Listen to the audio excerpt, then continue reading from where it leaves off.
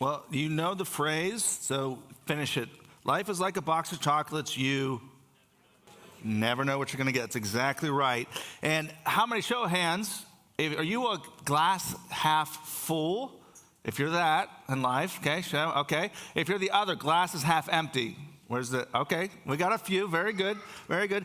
Do you know a friend, or you've experienced this, where they always look for the silver lining? Right? It could be going really bad. Your car's trashed. Like, well, it's not that bad, right? Anybody know anybody like this who's like, there's still this. It could be worse. They're always positive. Anybody have any friends that are like this? Yep. Okay, are you that friend? Some people, yes, Tom, I would agree with you very much, 100%. And it's this attitude, and that's kind of what I want to hit on. That's where Paul is at in Philippians this morning, is choosing the mindset. What you have control over is actually very little in life. What you do have control over is your attitude and your choices of what you're going to do and your attitude in doing whatever it is. You're handed, like we said, a box of chocolates. You don't necessarily know that they do make the inside. If you read it, it tells you where the one with the cherry is. And that's the one I don't like. And the coconut, I don't like that. I like the chocolate and the peanut butter. But you choose. In same ways here, it's choosing that mindset that as Paul is addressing this letter to the Philippians, the motif or the theme, the constant is joy. That's what he's getting at, is joy. And it's a mindset that you and I need. And so we kind of pick up in chapter 1. So if you're on your back side of your weekly, it says chapter 2. It is chapter 1. And kind of as we get into, I'm going to pair a little bit into Pastor Greg's verses next week, but I'm not going to I will land the plane there this morning and let him take it from there for next week. But in verse 12 is kind of where it begins. He says, I want you to know, brothers, that what has happened to me has really served to advance the gospel, so that it has become known throughout the whole imperial guard and to all the rest that my imprisonment is for Christ. And for some of us, it's, what do you mean? What's happened to Paul? And if you're in the church of Philippi, you're probably wondering the same thing. What's happened? What's gone on? Where is Paul and all of these things? And so if you put your finger here and you go back to the left, you'll find the book of Acts. And in Acts, you find kind of what has taken place and what's happened. In Acts 25, you see this where Paul is kind of on trial. And he's been on trial for some time. He went back to Jerusalem. As he got into Jerusalem, he got into a bit of trouble. He got arrested. They almost kill him. And then he's pulled to the Roman governor. And he's kind of been sitting on trial with the Roman governor, trying to figure out what's going on, what's happening. And for Paul, he's been through one guy, Festus. Then he goes to Felix. And then as Felix gets in here, Felix is first, and then it's Festus. But in chapter 25, as he's speaking again to a second Roman governor, because you'd have one. As his term comes to an end, you had a second one. Felix was there first. Felix doesn't take any action. He's kind of waiting for a kickback, a bribe from Paul. He doesn't get it. So the next guy comes in. He's filled in on the situation. He's waiting for a kickback. And in chapter 25, verse 9, it says, but Festus, wishing to do the Jews a favor, said to Paul, do you wish to go to Jerusalem and there be tried on these charges before me? But Paul said, I'm standing before Caesar's tribunal, where I ought to be tried. To the Jews I have done no wrong, as you yourself know very well. If then I am a wrongdoer and have committed anything for which I deserve to die, I do not seek to escape death. But if there is nothing to their charges against me, no one can give me up to them. I appeal to Caesar. And for most of us, we read that and we're like, okay, what's the big deal? It's in the sense when you're a U.S. citizen, you have a right, if you're arrested, if you're charged, you have a right to a speedy trial. You have a right to a jury trial. Usually it never always gets to trial. A lot of times there's deals on the side or behind the doors before it's finally settled. Likewise, in the Roman world that this is in, if you were a Roman citizen, part of the perks to that card was you could appeal directly to Caesar. And so what Paul is doing is he's pulling out the trump card to saying, no, you're not going to charge me. I appeal directly to Caesar. Therefore, to Caesar, you will go. And that's where Felix, he goes, well, once you pull that card, then Festus, when he had conferred with his council, answered, to Caesar you have appealed, to Caesar you go. It was the trump. It's like you go, that's where you're going. Now, mind you, that you don't just get there by like next day air travel, or we're going to take a boat, or you did take a boat, but you're not going to get there quickly. It's a period of time that's just going to travel. And so the next couple of chapters walk you through that journey, which was anything but fun. In fact, there's a shipwreck. There's a point where they're on an island. Paul gets bit by a snake. He doesn't die. He's sharing the gospel. And finally, in chapter 28 of Acts, verse 11, after 3 months, and it's not just 3 months from when he appealed. This is like almost a year in the making. After 3 months, when they waited for the winter season to kind of come to an end, we set sail in a ship that had wintered on the island, a ship of Alexandria with twin gods as figureheads, and putting in at Syracuse, we stayed there for 3 days. And from there, we made a circuit and arrived at Rhegium. And after 1 day, a south wind sprang up, and on the second day, we came to Puteoli. There we found brothers and were invited to stay with them for 7 days, and then we came to Rome. So 3 months, like, again, it's a whole ordeal to travel to Jerusalem from where they were in the Mediterranean region, right in Israel and Caesarea, all the way across the Mediterranean to Rome. They went at a wrong time. Their ship is wrecked. So you imagine surviving a shipwreck. You're abandoned on an island. You get bit by a snake. Then you travel more, and you finally arrive in Rome, and this is what it says. Verse 15, and the brothers there, when they heard about us, came as far as the Forum of Appius and the 3 taverns to meet us. And on seeing them, Paul thanked God and took courage. And when we came into Rome, Paul was allowed to stay by himself with a soldier who guarded him. So you finally make it, and then you go to jail. Like you've been on a trip, you've been with the guards, they haven't killed you, you've arrived in Rome, and then you go into jail.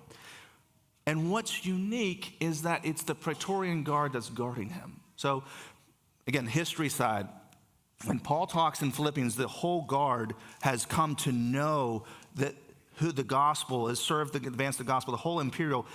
It's not just anybody. These are the ones that guard the emperor. So the Praetorian Guard was the kind of the secret service of the day, and you would have rotated through of who's guarding this guy Paul. Because just because he appealed to Caesar does not mean that when you get to Rome, you immediately have an audience because you're this person.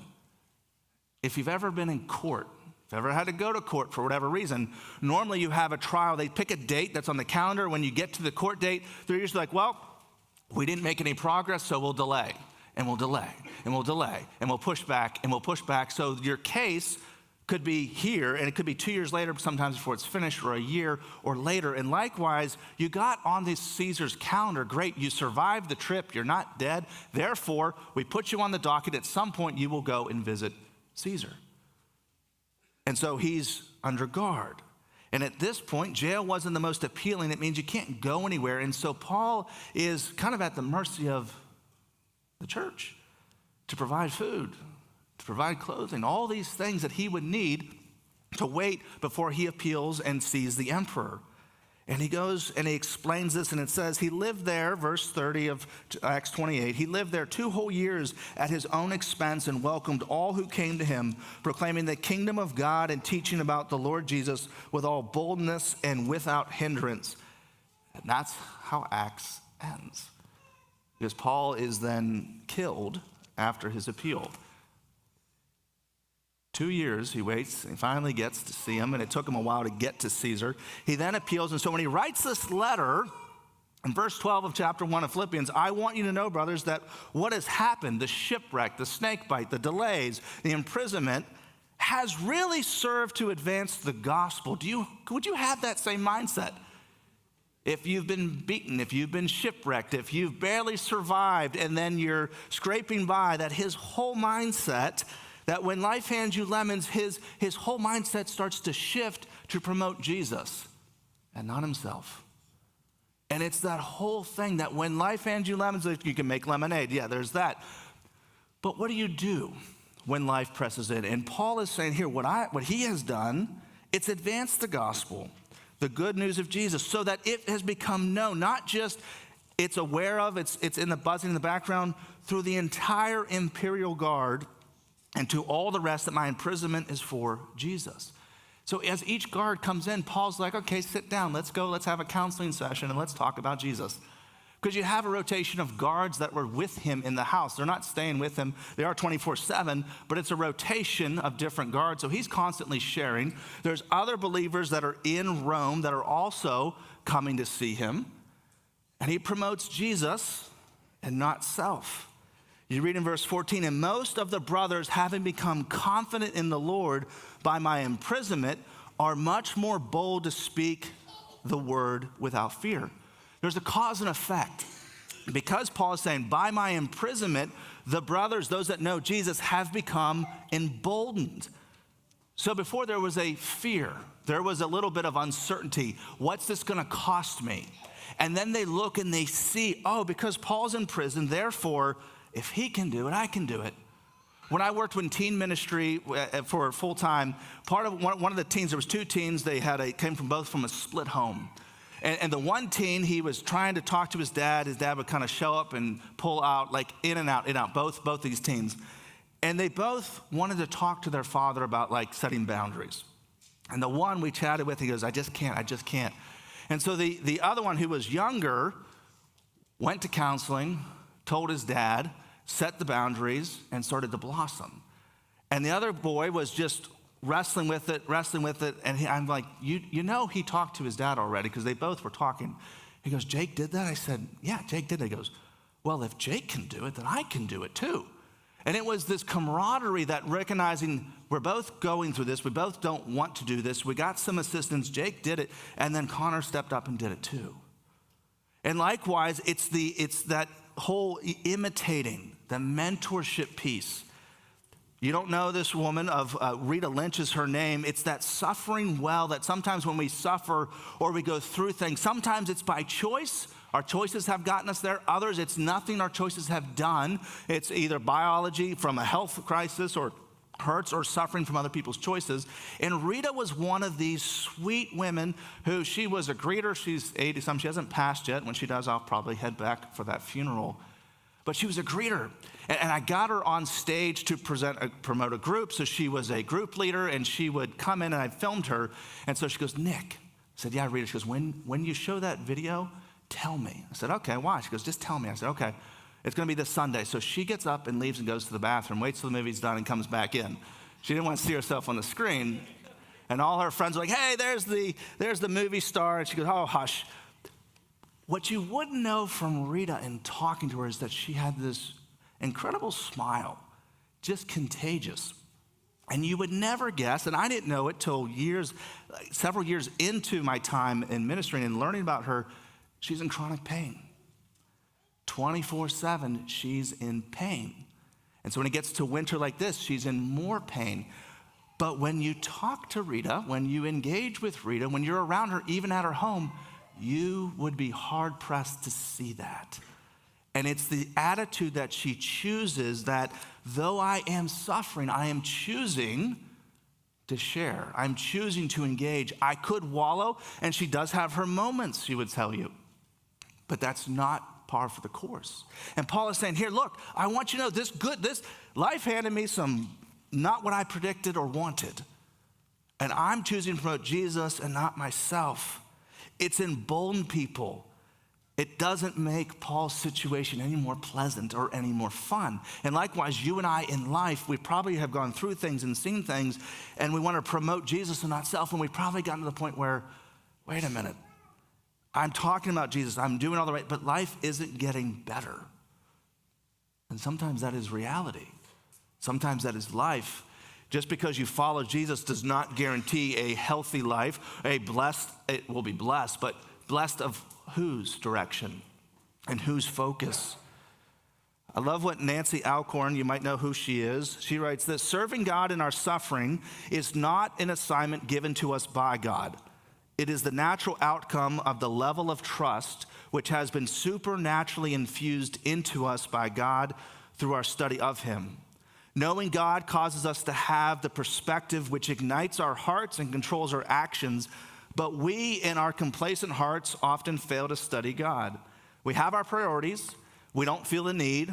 Then when suffering or trials arise, we are ill-equipped to understand and therefore not able to gain more understanding of the good purposes God has for us in it all. Faith is trust in what you have come to know is true. Faith is not instant.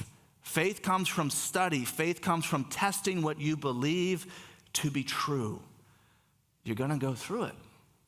It's what are you doing on this side when you're not actually in the thick of it, maybe, of prepping and preparing, of like Pastor Adrian said, like the speakers are praying, there's going to be something that's going to happen right before.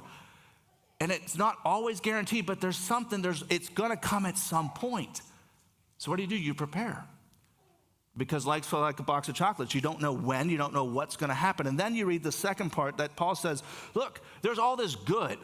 I'm promoting Jesus and not self, that my imprisonment has encouraged others.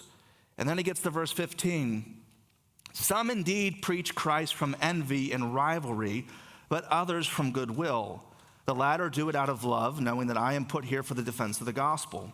The former proclaim Christ out of selfish ambition, not sincerely, but thinking to afflict me in my imprisonment. And here's Paul's thing. Don't take personal attacks personally. He's saying, look, you've got two groups of people here.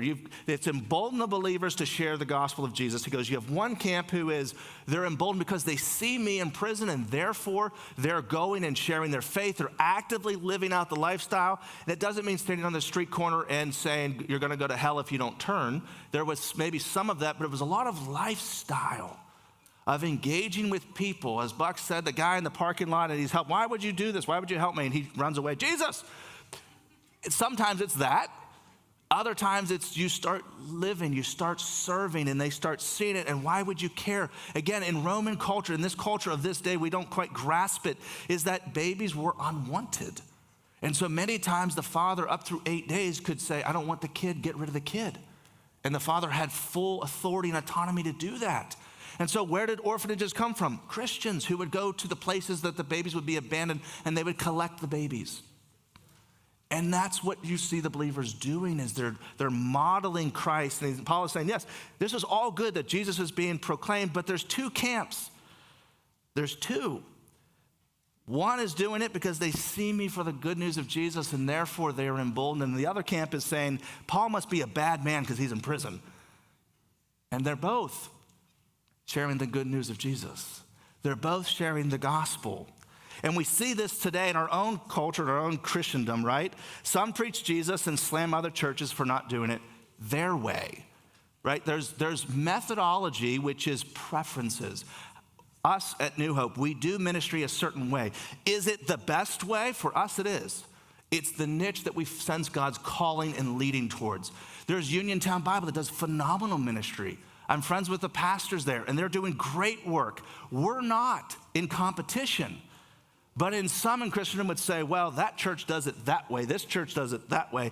Paul's response in verse 18, what is it then?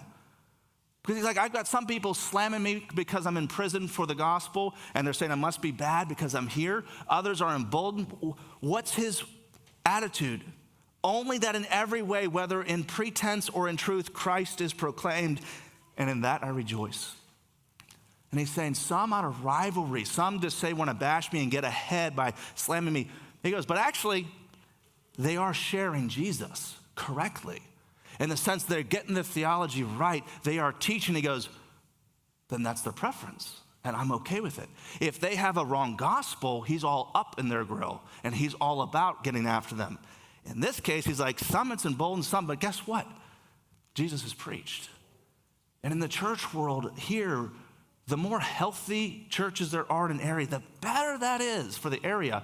So many times we look at it, it's our fiefdom or it's our church. And it's like, actually, we have more in common with the Big C church than anything else.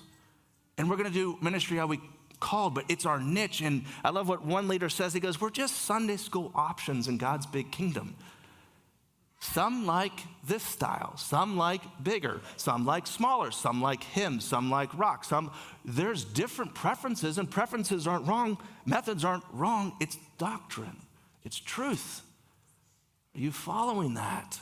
Are you caring well for people? Because your methods, if they don't care well for people, that's a big deal to me, is are you caring well for the people? Not running through them and chewing through them and not, that's where Paul's at here. He's not taking these attacks personally at all.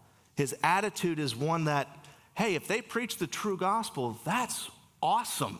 And I am all for it. I love what one writer says. He says, if you preach the true gospel, Paul says, I don't care where your motives are. If your motives are bad, God will deal with you. But at least the gospel is preached. But if you preach a false gospel, Paul will do this. I don't care how good your motives are. You're dangerous. You must stop preaching your false gospel. And good motives don't excuse your false message. Like, Paul would have been all over if it was bad. He's just not taking it personally. He goes, at the end of my day, Christ is magnified. Christ is the center. Christ is the star. Therefore, he's good. That's what matters supremely to Paul. And that's why I want you to know what's happened to me. It's all good. Yeah, life isn't so grand in his view of it, but God is being glorified. God is being edified.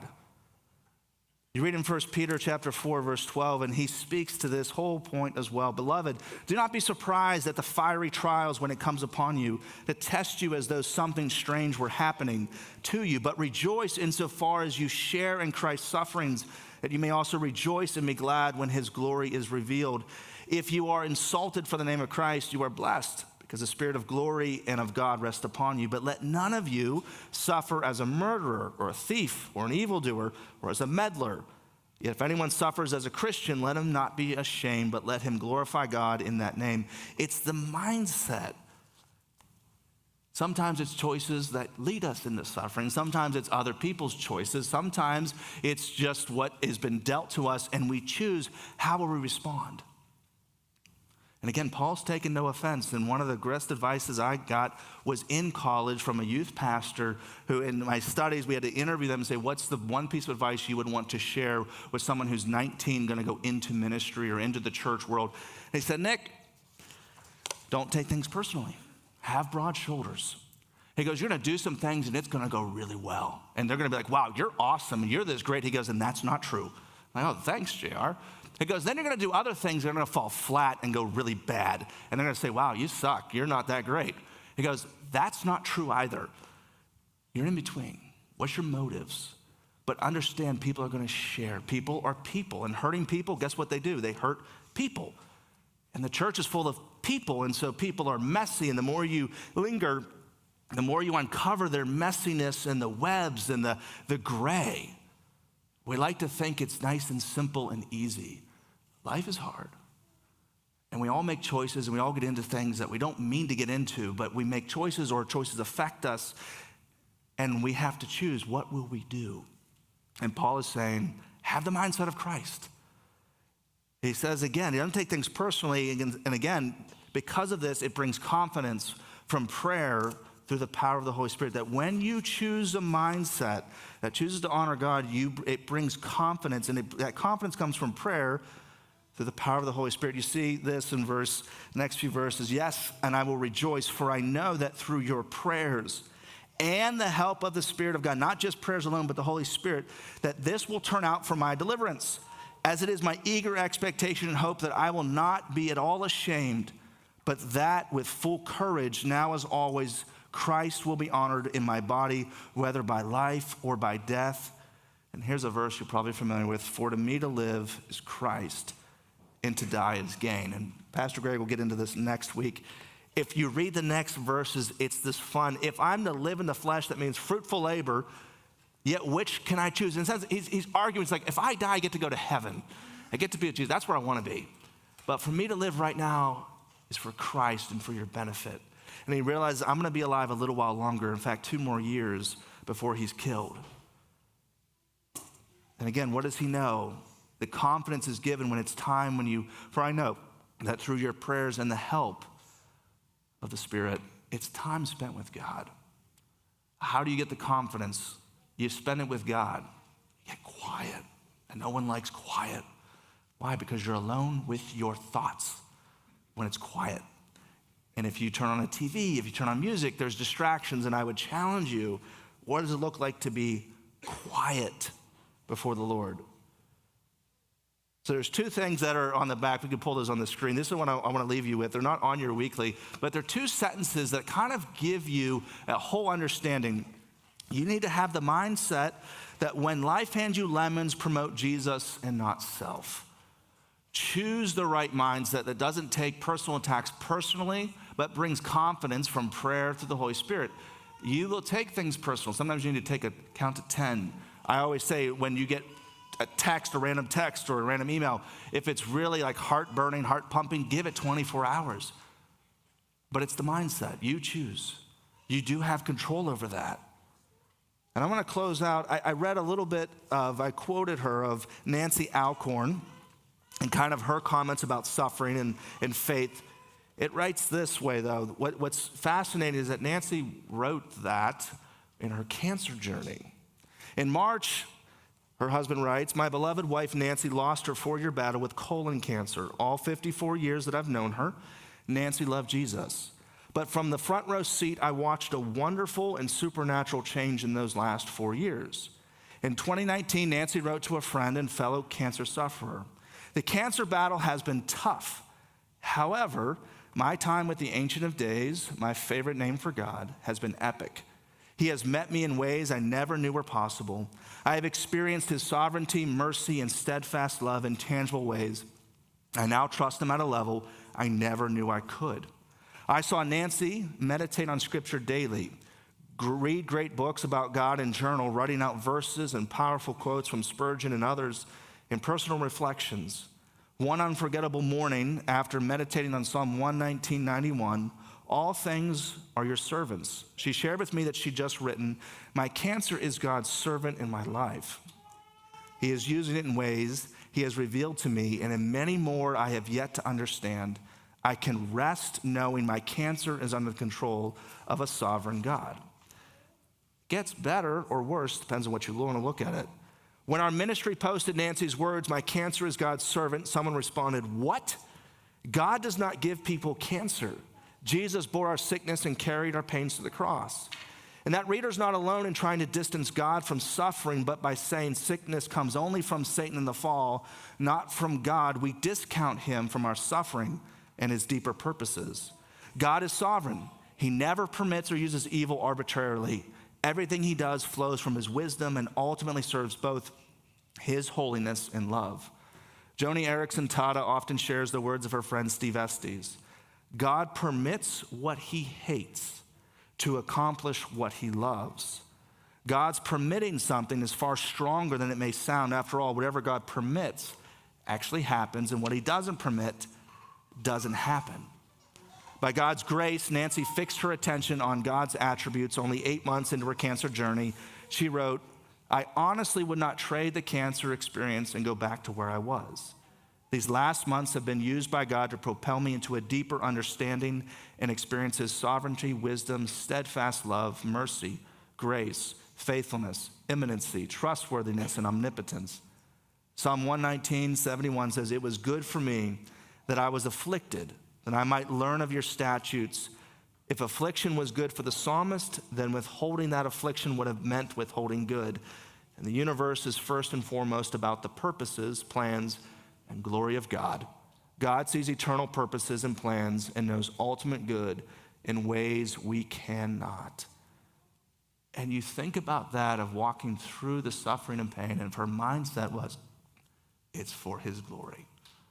And that's what Paul is trying as he's writing this Philippians. Hey, it's joy. That is where you can find it. It's choosing that mindset. And I want you to know that there is, as we go through it, as you see mentors and others who do suffer, one, as you walk through life, people are watching. And it's fascinating as a pastor to watch and get to know people, but also to see as from families, and I was sharing this a little bit, we've seen it a couple of times, but there's one family where the dad would come in wearing a certain attire and carrying his Bible, and then it's been a couple of years now, and then I see, what do I see? I see his son wearing the same thing, same hat, same bag, same Bible, imitating the Father. And so you see it here, Paul is saying, look, this is good. Life isn't cozy and rich, but it's serving the gospel, encouraging them. And likewise, he's saying, in your prayers are also encouraging me. It's the attitude piece. It's choosing the attitude, the right mindset this week, that when life hands you lemons, you promote Jesus, not self, that you choose the right mindset that doesn't take personal attacks personally, but brings confidence. How? Through prayer and the power of the Holy Spirit to take the time. And so my question that as I leave and leave you with this morning, as we get ready to close out here, is having that mindset. And if you don't, to take some time. So I'm going to close this in a minute, but I'm going to give you that awkward silence here. And so if you want to just bow your heads and pray, if there's something you need to bring before the Lord, we've had communion today. If there's more of that, I'm going to give you a full solid minute, and then I will pray to close us. But if you just want to bow your heads, take a moment to do so. You can speak with me, Pastor Adrian, Pastor Greg. After the service, we'll pray with you as well. But take a moment right here. And after a minute, I will close us in prayer.